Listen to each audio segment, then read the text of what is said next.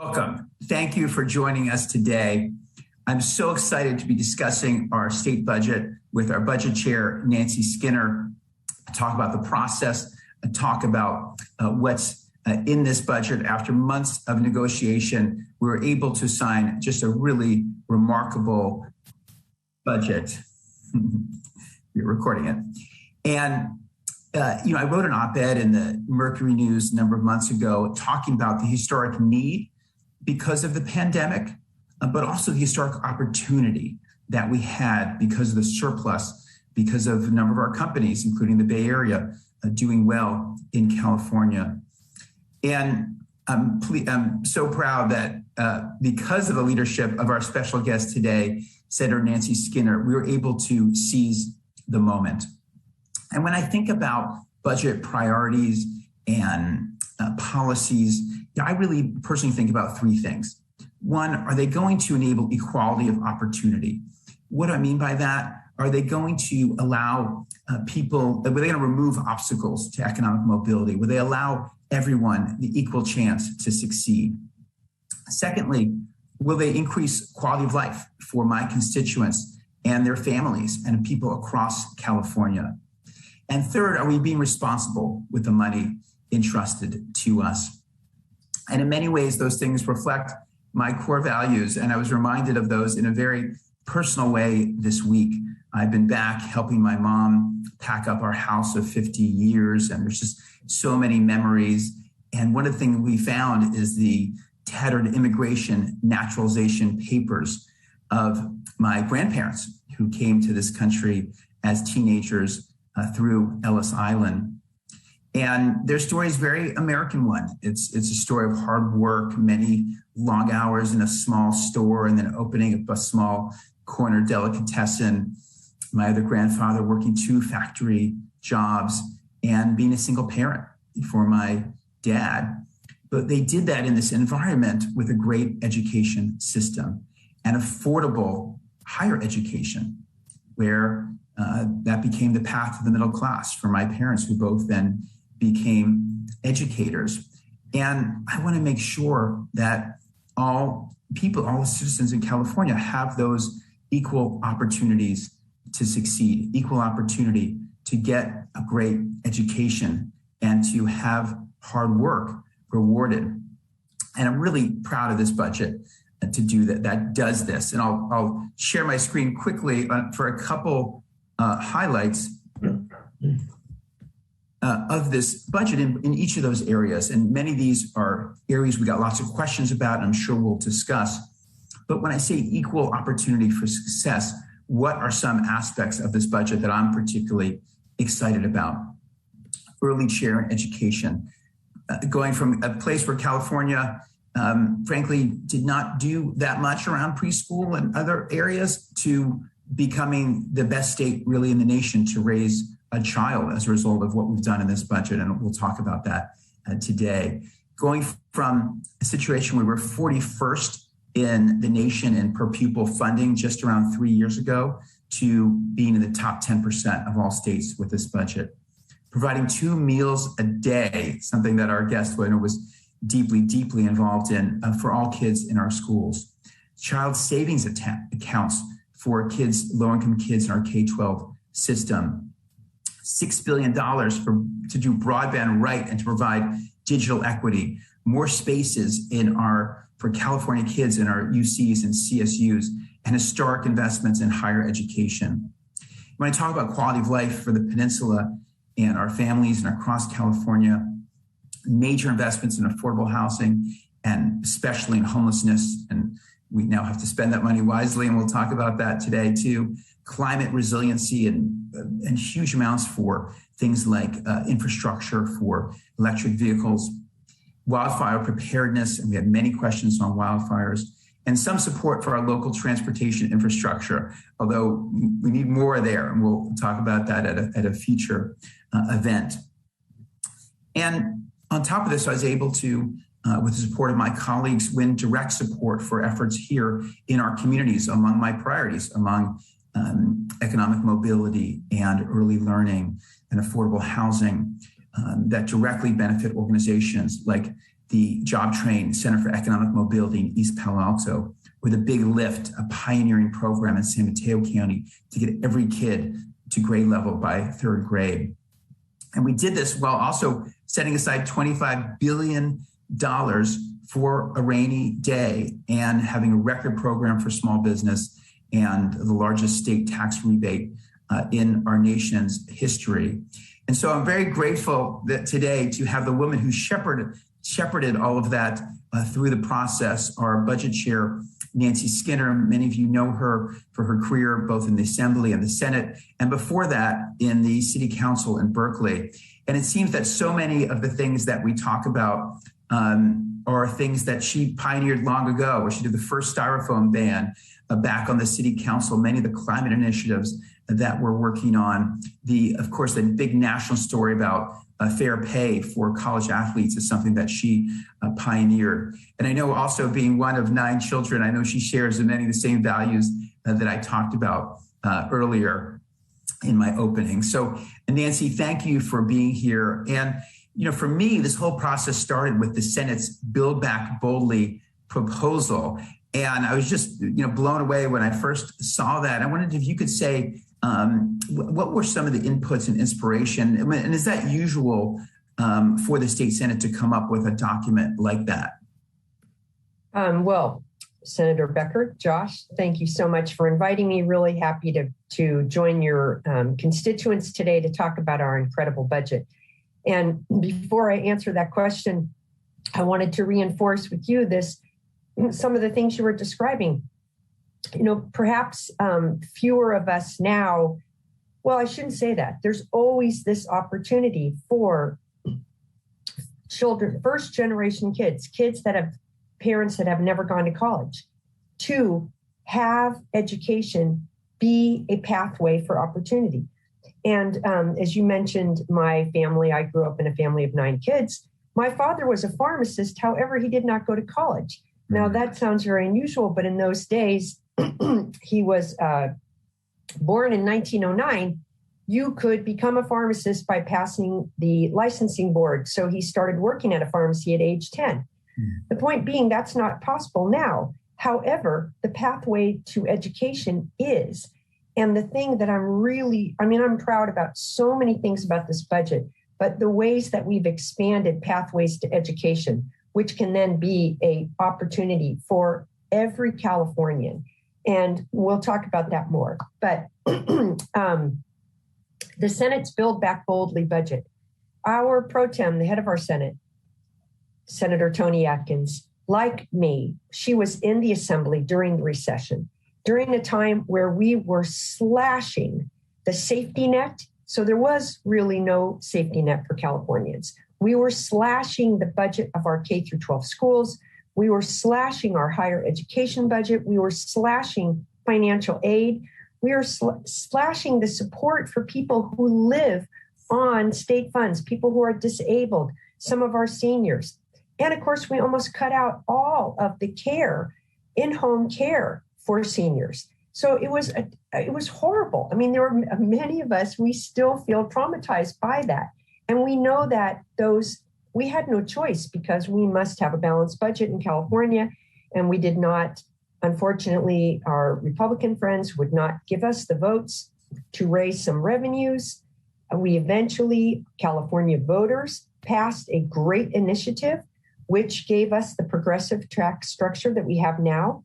That initiative raised the income tax rate on the wealthiest Californians, which only affected less than 10% of the total population of California. But that measure not only got us out of the deficit of the recession, but is partly why we have such great revenues today. And we can talk more about that a little later.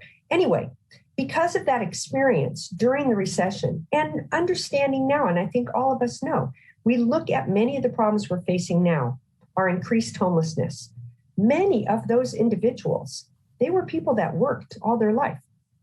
But during the recession, maybe their home was foreclosed, or maybe they lost a job at age 50, which if you lost, the statistics show, if you lost work at age 50 during that recession, your likelihood of getting a job back, being able to really support yourself, pretty much became non-existent. So you had many people who, due to that recession, are in very, very bad straits today. And we see that impact. And we also knew that our schools really needed good support, and that by giving good support to our schools, we were going to create basically great economy for California in the future. So there were many things that we wanted.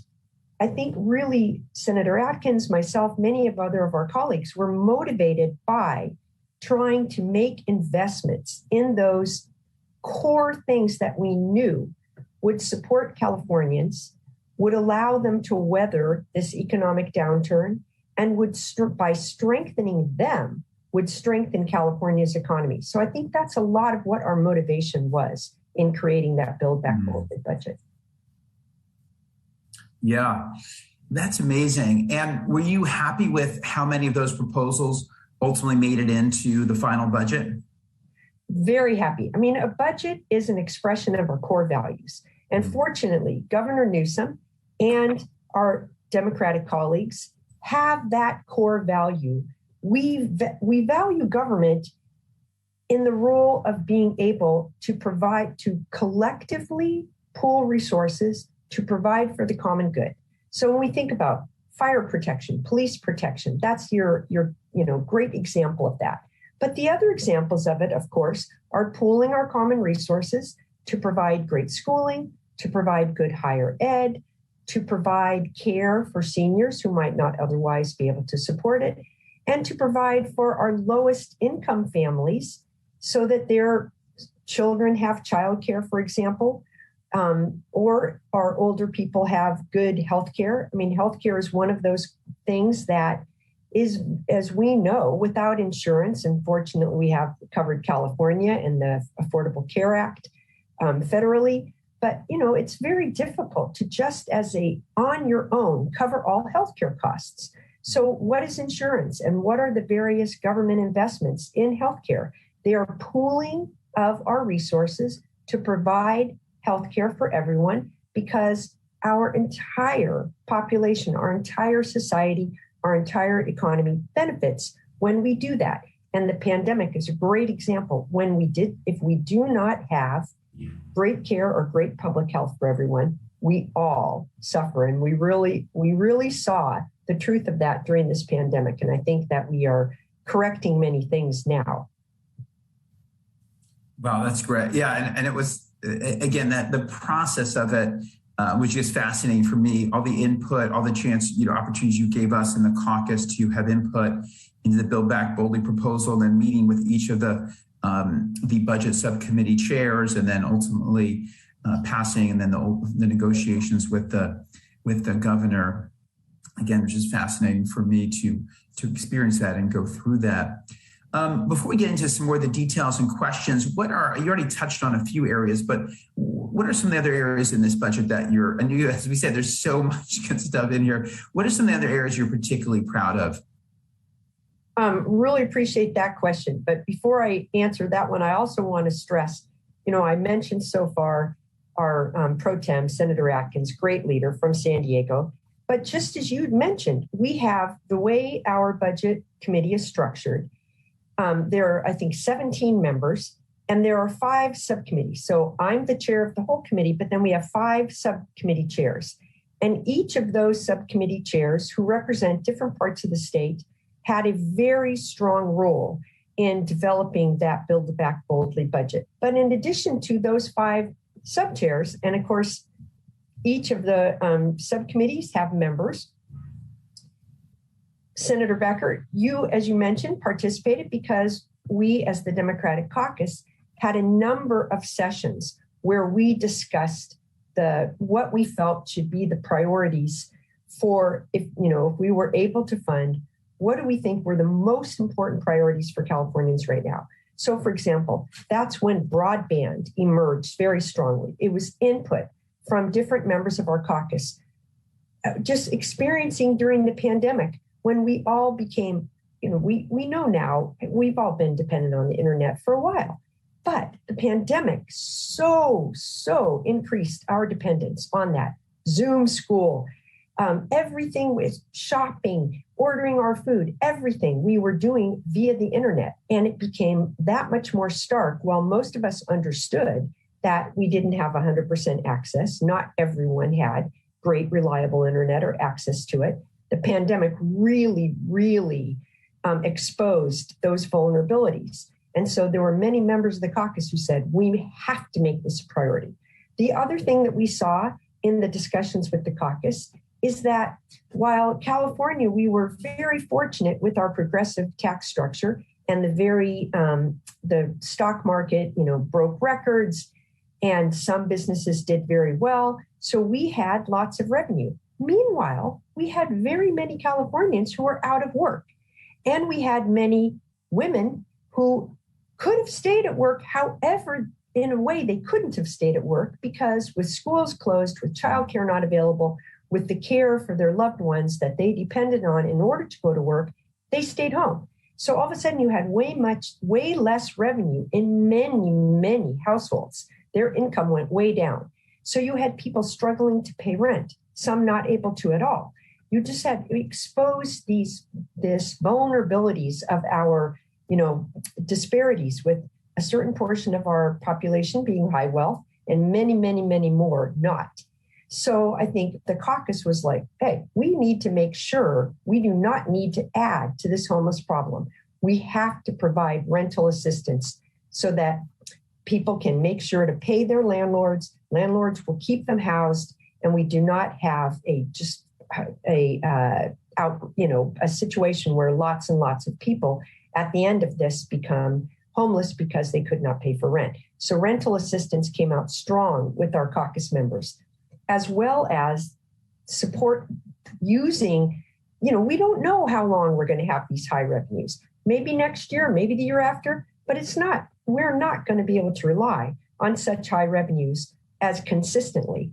So we also identified through the caucus process that the crisis of homelessness was something that people felt very strongly about. We needed to put a significant amount of this higher revenue that we have right now towards addressing that problem. And so I'm really pleased that we dedicated $12 billion over a 2-year period to $12 billion over a 2-year period directly for homelessness. And the other thing I want to mention is I said we had 17 members on our budget committee. We actually have 18.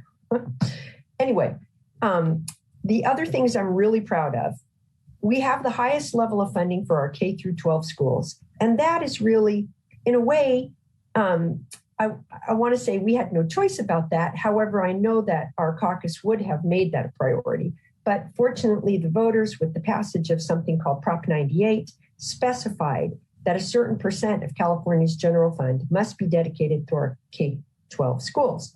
So with high general fund, we got a good investment, in the order of, and one of my budget staffs can help try to remind me, it's over $20,000 per pupil per year right now for our K-12 schools. And I'll get that number corrected. And if we compare that back to during the recession, it was like 9,000 or less, between 7,000 and 9,000 per student for K-12 schools, just less than 10 years ago. So this is huge. Anyway, we also, as I mentioned, the record investment in homelessness, $12 billion over 2 years to help really reduce those numbers. Other things we're really proud of, a huge investment in childcare so that those families who otherwise would have a very difficult time affording it, can afford it, 200,000 more spots for low-income children, and better pay for our childcare workers, who themselves wouldn't even have been able to afford childcare with what we were paying them. So we increased their pay. And Senator Becker, you mentioned something I'm very, very proud of, is our universal school meals. Starting this fall, California will be the first state to provide 2 school meals for any student who wishes to have those. And I think this is so important because while we always had a provision, if you were low income, to have a free school meal, your family had to apply. The school district had to go through the process of verifying income. There were so many bureaucratic hoops. And yet we realized that many kids come to school hungry, regardless of income, for a whole variety of reasons. You know, maybe their family's the type of work schedule just did not have time to pack their lunch, or they didn't have the money in their pocket to pay for that school meal. And we know that a hungry kid is not going to learn as well. So providing school meals in the same way that we provide free school, it just makes sense. So that's something we're really, really proud of. And our big increase in financial aid. Well, first off, we did increase the funding to our CSUs and our UC. I would have liked higher. We increased it by 5%. Eventually, I want to get much higher than that because as we open this conversation, higher ed investments, California has the best public education university system in the world. I'm reading right now the book about Jennifer Doudna, the Nobel Prize winner at UC Berkeley, CRISPR. Yeah. You know, she's at UC Berkeley. She's at our premier public university. We have so many. And there's many Jennifer Doudnas right amongst your constituency, up and down the state of California, if we can provide them the ability to get that education. So I'm hoping that as years go by, we'll increase the funding there even higher. But in addition to our increase to the UC and the CSU system, we greatly increased financial aid so that middle income families and lower income families, our purpose and our intent is that over time, they would have a pathway to complete debt-free college. So those are some of the things I'm really proud of. No, that's great. And I remember seeing those number one plank on Build Back Boldly was debt-free college and getting that path. And we took a big step towards that. As you said, that was key for my family, affordable public education at a public university. Well, that's so many great highlights. You hit on a lot of things that people asked about. I mean, especially on homelessness, Lee in Los Altos, saw one, a benefit in Belmont, Jennifer in San Mateo, Leslie King. I mean, Leslie asked about a timeline. What is your sense? I mean, she was asking, what's a timeline to reduce 50% of our homelessness in this state? Now, I know that's, it's tough to project a specific timeline here. Project Home Key itself, which is part of the budget and is funded about 6,000 units last year. And I think there's funding for almost 50,000. Yeah, we greatly increased the funding for Project Home Key. And Project Home Key is funding that would purchase properties, buildings that either are motels and such, or former dormitories or former apartment buildings, properties that can be converted relatively quickly to permanent housing. And we greatly increased that funding. We also increased the funding to our large cities because over 50% of California's homeless reside in our 12 largest cities. So we wanted to make sure that they had the resources. Now, the question about, timeline and these very, what I'd call, specific goals. We did not put those kind of numerical goals in this investment. There were some of us who wanted to. And when I say eventually, I don't even mean eventually. I think that we need to start constructing our policies in that regard. Because I think when we have quantifiable goals and we hold people to that kind of accountability, we're going to see more results. And right now, the way we've structured it is, say, for example, the big cities, they have to submit to us their plan where they put a quantifiable goal. Rather than us imposing the goal, they must put what their quantifiable goal is. And then we will give them a portion of their funding. And then they report to us how they're doing before we give them the remaining, so that they have to have made progress towards those goals before we give them all of the money. So we're moving in that direction. But I think as a state, we need to start saying, look, by X year, we want to have this much reduction, so that then we are really focused on our investments in a way that can achieve that. And I think that's the direction we're moving in. Well, I think that's great. And for people who didn't see it, we had the governor here in our district, and I got to introduce him with a project in Mountain View started by Life Moves, the fabulous nonprofit. And in 6 months, they're able to construct with modular housing 100 units, I believe. I know it was 124 people because there's units for families. And this was on a 1 acre lot that was basically semi-abandoned, the used cars there essentially.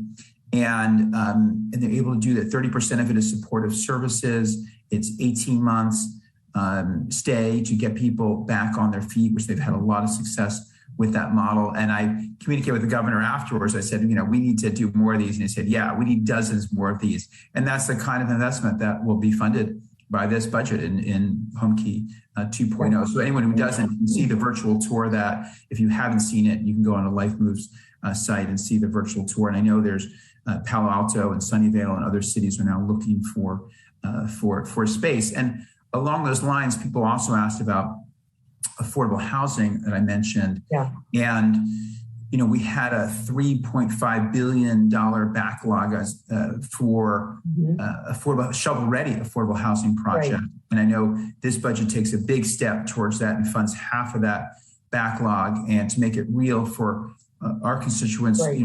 That's projects like Middlefield Junction, Redwood City, where the county already bought the land. They brought in Mercy Housing. They're ready to go with, I believe, 180 units. And that's the kind of project that should hopefully get funded by this budget. Right. And I'm glad you brought it up because I hadn't, we have to connect our homeless crisis with our housing crisis. And if we don't, then we're never going to solve it. We can't have quantifiable goals for reducing homelessness without also quantifiable goals for increasing housing units.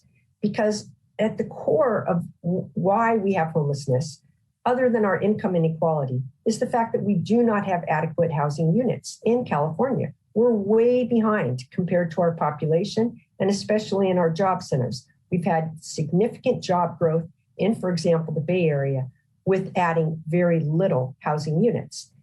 And the other thing that's really important for people to appreciate is that housing is paid for by the private sector. And that has been for decades now. This notion that, okay, we have to have affordable housing. Yes, we do. However, neither the federal government or state governments for decades have made much investment in housing. We've always relied on private sector. And the private sector makes those investments by when we put requirements like what we call inclusionary zoning or such things where, but giving you a permit, you, the developer, to build market rate housing, we then say, we expect now, because we're giving you permission to produce so much market rate housing, that you would also add 20%, 10%, whatever, affordable units. So that then they make that investment in a way that also gives us the affordability that we need. But if we don't allow for housing, then we're not going to get that kind of investment. So when we talk about affordable housing projects that are 100% affordable, those usually are built by nonprofit affordable housing developers who have to cobble together all of these odd and very difficult to find sources of funds, tax credits, a little bit of federal, what they call HUD money. There's very little of that. There hasn't been for years. And various other things, sometimes, Josh, as you mentioned, receiving the ability to build on property that a government owns, like a county or a city. But those are rare. And so that's why we don't see as much affordable housing projects. And in this budget, as you mentioned, we identified that there was a significant number of projects that affordable housing developers had ready, but they just needed that little 20% financing they needed to meet that hump in order to actually start construction. So we did put $3 billion towards, or $3.5 billion towards that purpose. But that's still even a drop in the bucket. So we need to say yes to a lot more housing so that we get then our developers to also help us build that affordable housing along with the market rate. The other thing that we did, and I think a lot of constituents, and you're in my district, are taking advantage of this, our local governments and the state have made it easier to build what's called ADUs, accessory dwelling units. So those may be a second unit on a single family property, for example.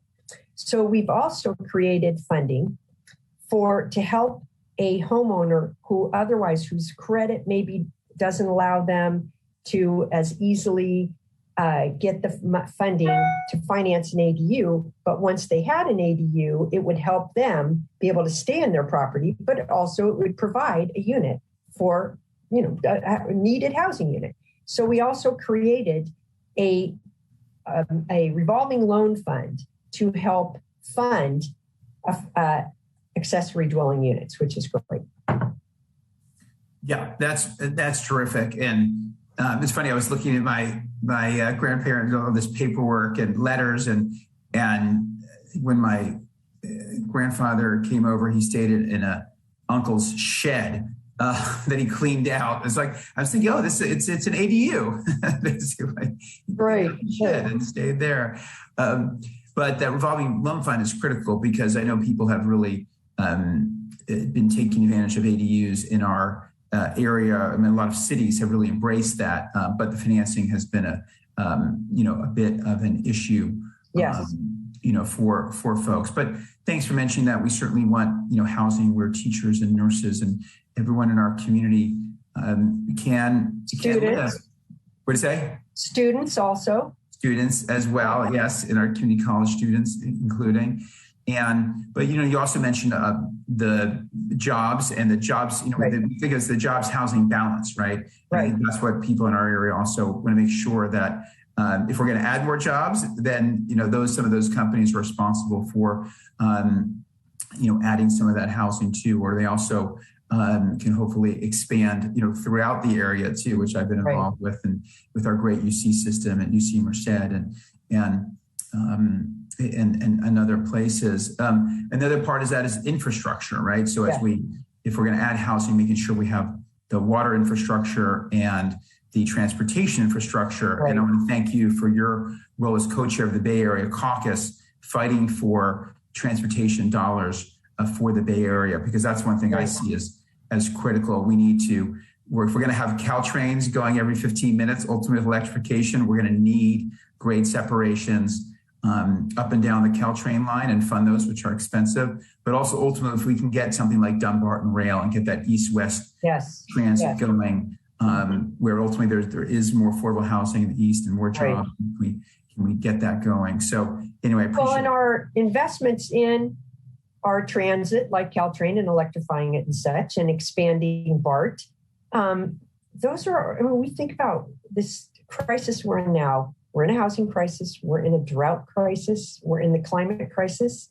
And to have our housing in the Bay Area, which is the job center, be so expensive that it drives people out towards the Central Valley, but here they still work here. That only contributes further to the drought crisis. It doesn't cause the drought. However, the water usage per capita in the Bay Area is far lower, and the coastal parts of the Bay Area far lower than those other parts of the state.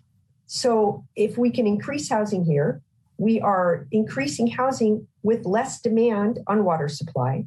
We're also creating less of that commute pressure, which is going to add, that will greatly reduce our contribution to the climate crisis, right? If we can utilize the transit infrastructure and the transportation infrastructure that we have that's close to jobs, close to services.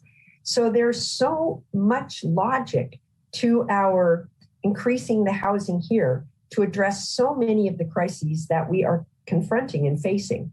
And I think much of the budget, while it doesn't state that directly, it is structured to help support that by supporting the transportation infrastructure, by supporting better housing, by supporting a whole variety of things. And then I just wanted to correct, it's $21,000 per student per year in our K through 12 schools.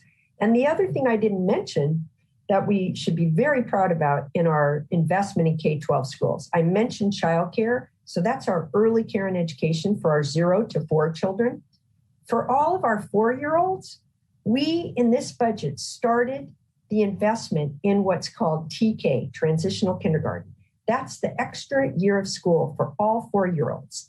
And within 4 years, every 4-year-old in California will have a spot in TK, in transitional kindergarten, which will hugely help our families and especially the women at home be able to more easily go to work, because TK, being part of the public school system, you don't have to then pay for that childcare.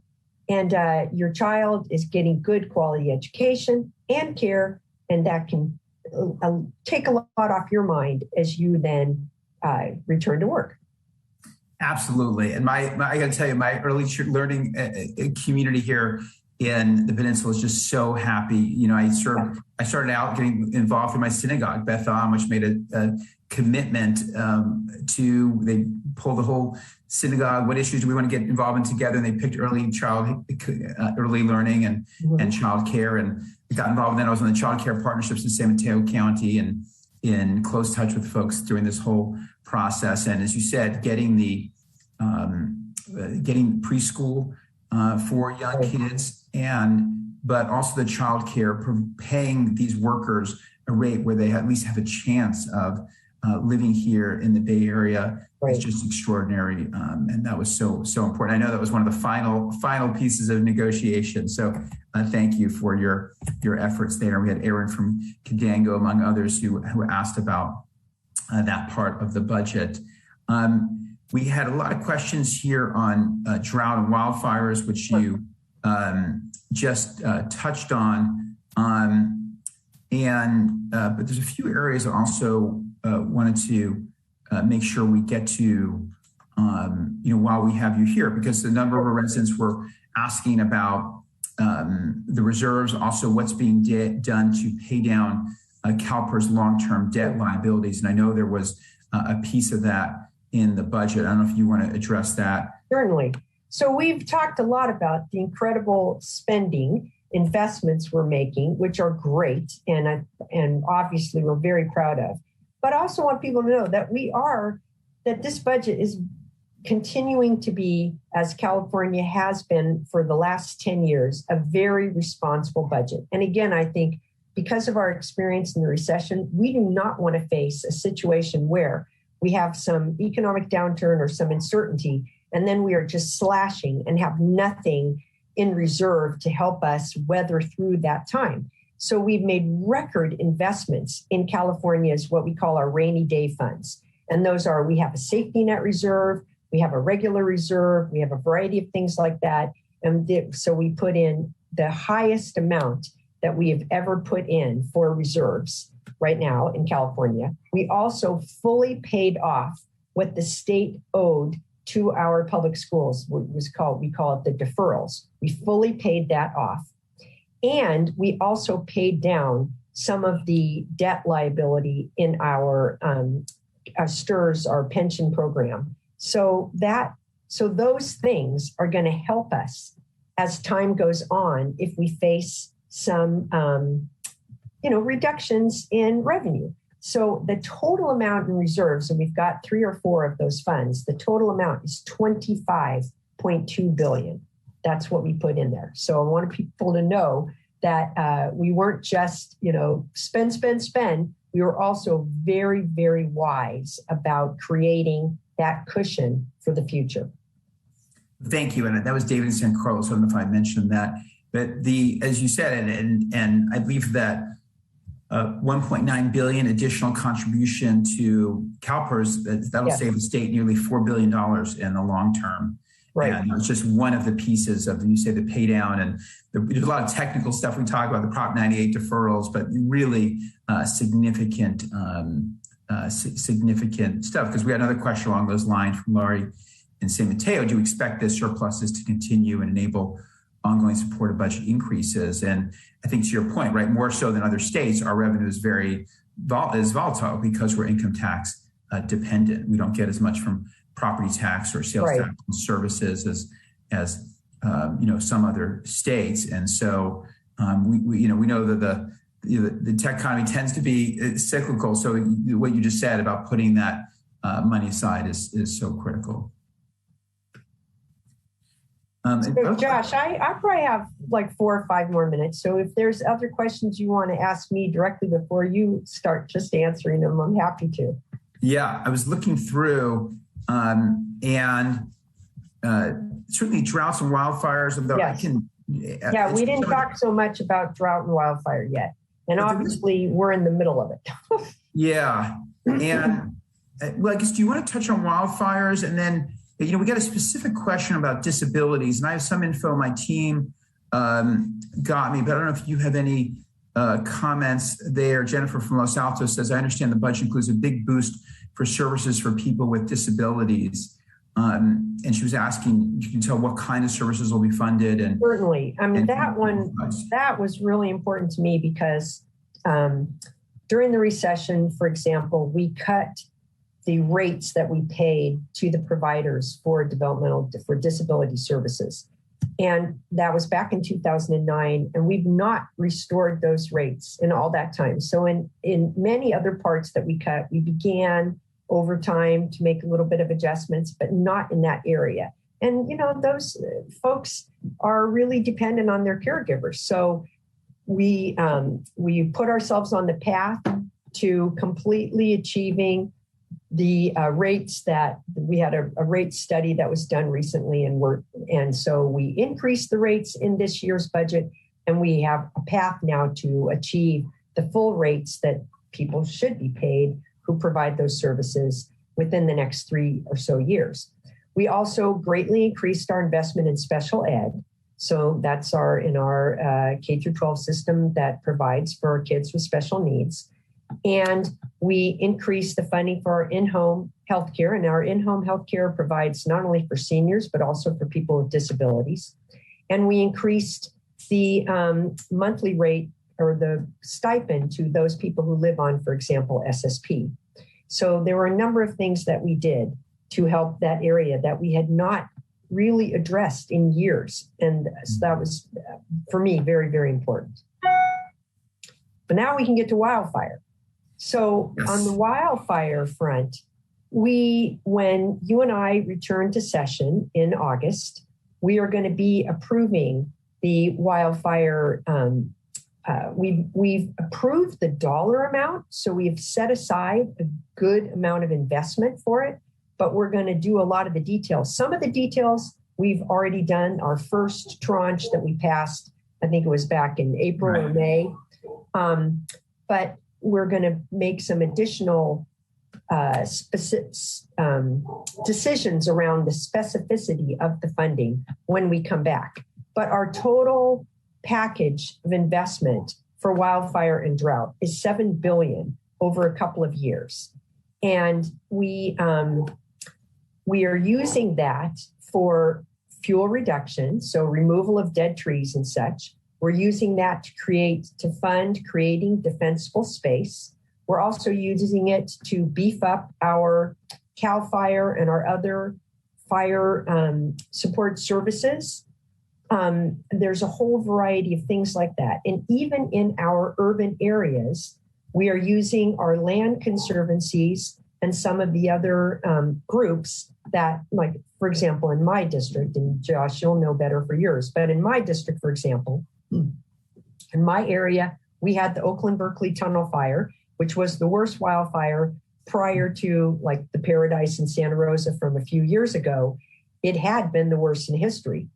And those areas that interface on to some parklands and some other open space, but also residential areas, they are in a number of jurisdictions. So rather than holding one jurisdiction responsible for dealing with that, we've created in various of our areas, we've created these either joint powers agreements or land conservancies or various entities that provide for the wildfire protection and the wildfire prevention.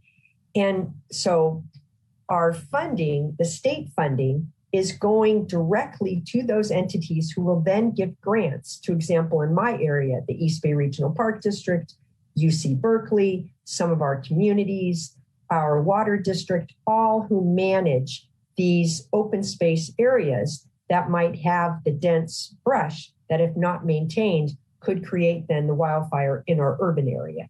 So those are the kind of investments that the state has made so far and that we will continue to make when we come back in August. Well, great. Thank you. And I had a town hall with Jessica Morris joined us on wildfire technology. Great. That was actually our last town hall, which was a lot of fun.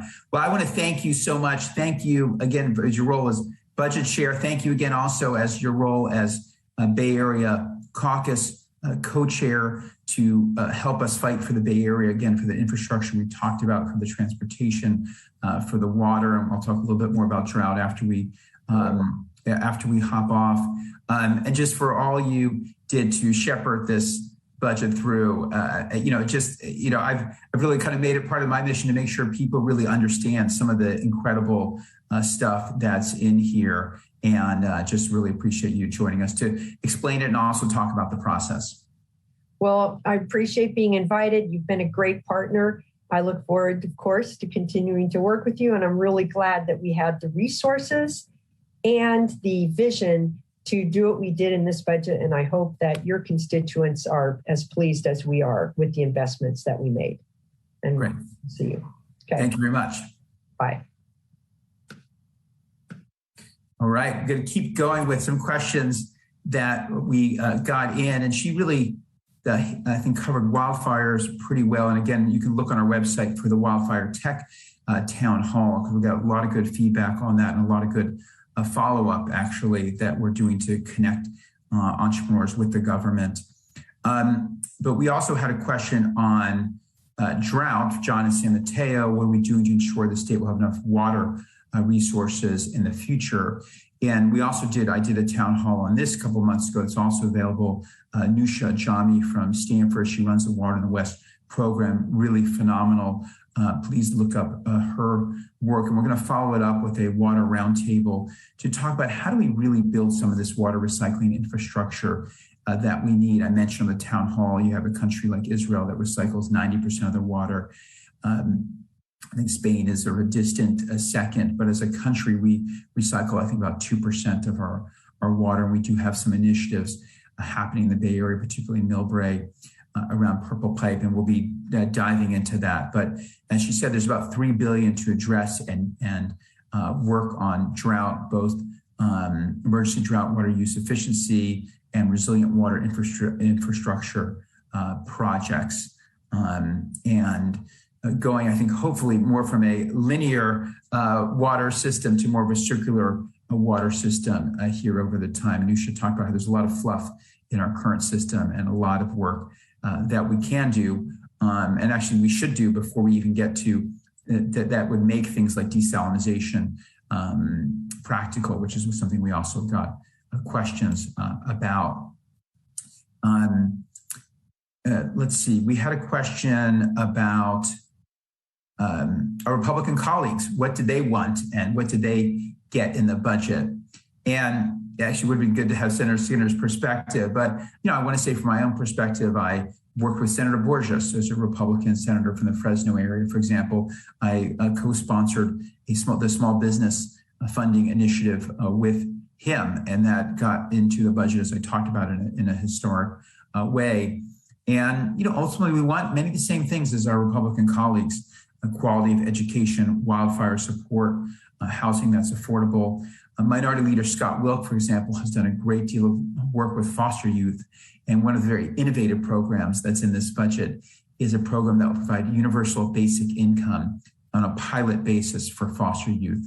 As you may know, transitioning foster youth when they're 18, they transition out, and the stats are really horrendous in terms of the percent that end up homeless, and conversely, the percent that don't go on to, say, higher education. And we believe this pilot program is a worthy investment to see if we can change that trajectory and get them on a right trajectory as opposed to homeless or some other trajectories. It also will provide a universal basic income pilot for pregnant women. And again, those are the kinds of experiments that we want to try to do and see if we can, again, change the trajectory of people's lives. Art in Menlo Park asked if there was funding approved for subsidized employment for youth-aged workers. And there is a significant jobs package in here. $75 million was allocated for partnerships with California's workforce programs and our community colleges. And this is something I'm a big passion of mine. I taught was an adjunct at College of San Mateo, working on entrepreneurship and helping kids who want to connect really with the entrepreneurial ecosystem in our area, which is actually a lot harder than it really should be. And I've talked to companies that have, when they're looking to open up new plants and facilities, they've opened up in other areas, other states where the community colleges have a more aligned curriculum. And so that's one thing we're working on with people like John Pimentel and Reese Goodman from the Community College District Board. So those are a couple of things on there. Barry from Atherton asked if the Budget Committee has looked at programs or commissions which are not effective and should be cut to provide further resources for the current priorities. I will also ask Senator Skinner that and get her opinion and write back to Barry. And again, if we don't ask, we get literally 18 pages of questions in preparing for this. So if we don't get to your question specifically, if it's a very specific question, our team will do their best to get back to you with a very specific answer. And so for Barry's part, I did talk to the staff ahead of the time. They said all programs are reviewed as part of the budget process, and many actually have sunset provisions on them, so they automatically sunset if they're not increased or if they're not maintained. Douglas asked, and we touched on this a little bit, what are you doing to reduce California's income taxes to attract more business to the state and keep high earners from leaving? And we are grateful. I certainly am very grateful for our high earners who are staying here, people who pay a 13.3%, really a 14.3% marginal income tax rate to the state, where it's zero next door in Nevada, and they're choosing to be here and be in our state. And I think many of those people they want to be appreciated, which I certainly appreciate them, but also they want to see quality of life improvements for the money that we have. And I think we addressed a lot of those issues here today, whether it be homelessness, whether it be quality education, whether it be roads and litter on our streets, something I hear a lot about from my wife, litter on our highways, and addressing issues like wildfires and the drought, which are really ultimately quality of life issues for the people here as well. Marianne from Pacifica asked, what is being done to increase funding for county health departments? They're a vital link in our COVID response, and Governor Newsom was asking if has he been funding this vital function. And I would say, I want to take a moment and say I'm very grateful for the governor and his leadership and his partnership in working with the Senate and Assembly on this remarkable budget. And on this question, Marianne, specifically, the budget does invest $300 million annually beginning in 2022-2023 to build the foundation for a 21st century public health system to address preventable death and disease, reduce health disparity, and support an agile public health workforce. Roberta asked, in Sunnyvale asked, if you found an extra $1 billion in the budget, what would you fund? And for me, this would be the transportation infrastructure that we talked about. I would love to see Dumbarton Rail come to life, and I'm working hard on this. I've been working with Congresswoman Eshoo, and we're working on something together because we expect a massive infrastructure bill to pass at the federal level. And we want to make sure that we here on the peninsula, who are many job creators and creating a lot of revenue, certainly in the state and in the nation, that we are getting money back to help with our priorities. For example, regional rail infrastructure, like we talked about with Senator Skinner, something like Dumbarton Rail to connect the East and the West. The other area is climate, and we got a lot of questions on climate from Gary in San Mateo, Anthony Walker in Brisbane, and Ellen Matledge, among others, asking about climate considerations in the budget. And of course, I have 6 bills I'm personally working on around climate, but from a budget perspective, there is the major investment in climate resiliency that Senator Skinner talked about. And again, sometimes some of these details then get fleshed out in these subsequent bills, as in wildfires. And some of that's happening here with climate resiliency, but we have $3.7 billion allocated for that. We also have over $1 billion allocated for building out electric vehicle infrastructure. And many people also asked, or some people asked about how did this money help our local roads and our local streets. And I'm proud to say that my first bill ever that was signed by the governor was a bill that came to us from Belmont, from the city, and it was to allow our smaller cities, we have many small cities in the peninsula, to band together to compete more effectively for SB1 funds. These are the highway tax, gas tax funds. So this will allow those cities to band together for projects like the El Camino that crosses across many cities. So this is my first piece of legislation signed by the governor just right before, as we were starting our summer recess. And Alan asked specifically, does the budget contain money to spark private investment in the decarbonization of our existing building stock? And I have SB 68, which will remove a lot of the barriers to home electrification. And the answer to Alan's question is there is some, not enough money, but the Catalyst Fund, the California Green Bank, can do loan guarantees. And they might be interested in, say, a whole portfolio of home energy efficiency and decarb projects. And there's also an existing state funding, existing project, the California Hub for Energy Efficiency Financing. That was a pilot with limited funding, but it appears to be taking a good approach and can be scaled up. So again, we're happy to engage with you on specific questions about programs like that.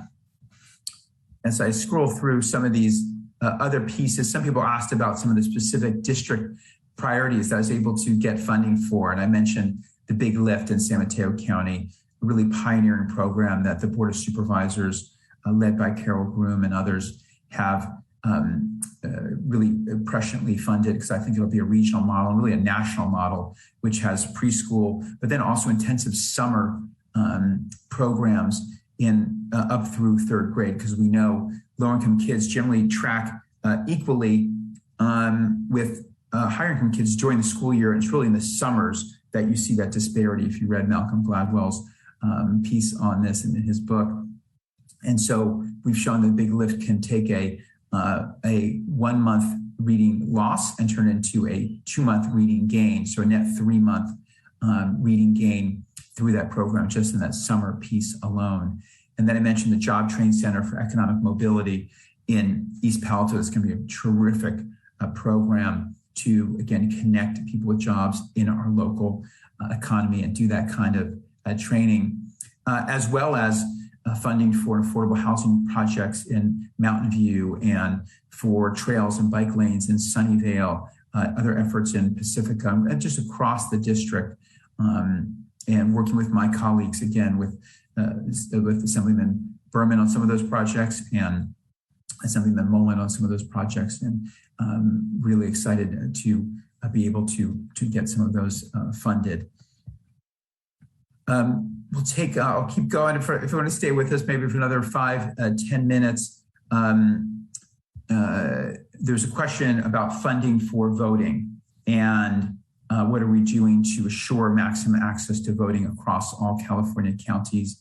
We're fortunate Assemblyman Berman chairs the Assembly Education Committee, and I've had 2 bills go through here. So again, we are committed as a state to provide enough funding to do mail-in ballots on a consistent basis. We had to, unfortunately, allocate a lot of money for the recall, which, again, in my personal opinion, is a big waste of money. The governor will be up for re-election next year, but we did allocate money for that, so that recall will be happening in September. But my bills specifically work to continue to increase access to voting. A bunch of Stanford law students, for example, did research, and they found that in the March 2020 primary, there were 100,000 ballots that were discarded, and that different counties we're doing signature verification very differently. And so there was some emergency legislation with now Senator Padilla to standardize that, and my bill codifies that, as well as increases the communication between the registrars and voters through email and phone, so they can more quickly go and get in touch with voters if they have questions, if the signature is legitimate or not. And we already saw last November those kinds of measures really cut down on the number of ballots that were discarded.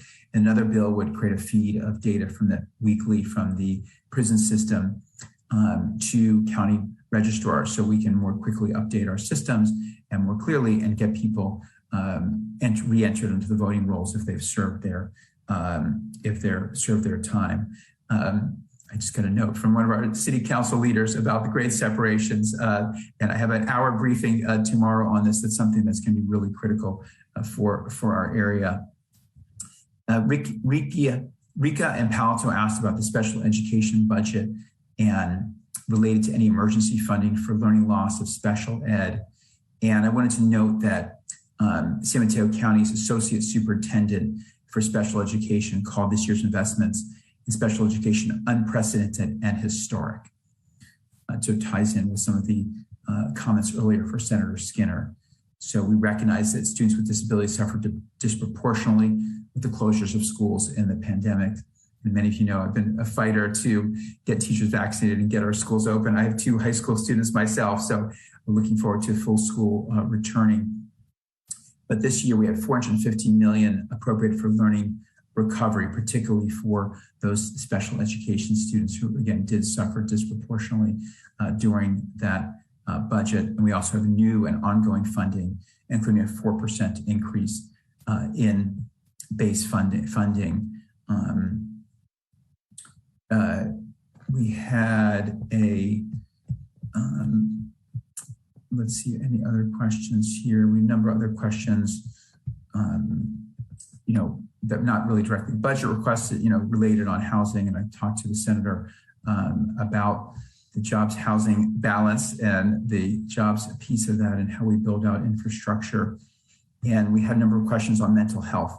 That's probably the final topic I wanted to touch on. People asked, what are we doing for mental health? It was such a huge issue during the pandemic. And I wanted people to know that there's a very significant investment, especially in youth mental health, in this budget. It creates a modern behavioral health program for California youth and increased investment substantially in school mental health programs. This is to the tune of $4.4 billion over 5 years to create an innovative behavioral health system for youth 0 to 25.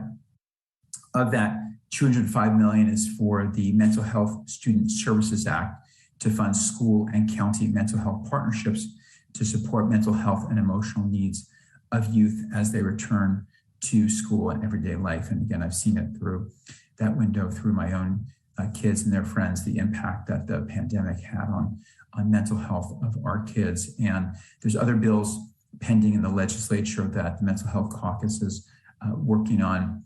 And one would, for example, require that every kid get a visit with a professional in school, one in elementary school, one in middle school, one in high school. So there's no stigma. They get one visit. And if it turns out that they need some ongoing counseling, they can get access to that kind of counseling. So with that, if I did not answer your question specifically, again, you can also email us, senator.becker. My email, senator.becker at senate.ca.gov, and ask us a specific question. Again, if you wrote in previously, we will try to get back to you with a specific answer. And I just want to thank you all for signing on here. I want to thank Senator Skinner for being here during our summer recess to spend time and answer some of these questions from our constituents and discuss the budget with me. Stay tuned for our next town hall. We'll be in touch, and we'll be working on issues like wildfire insurance, and doing follow-up on early care and education and some of the details of the programs we talked about today. So thank you very much. We'll be in touch.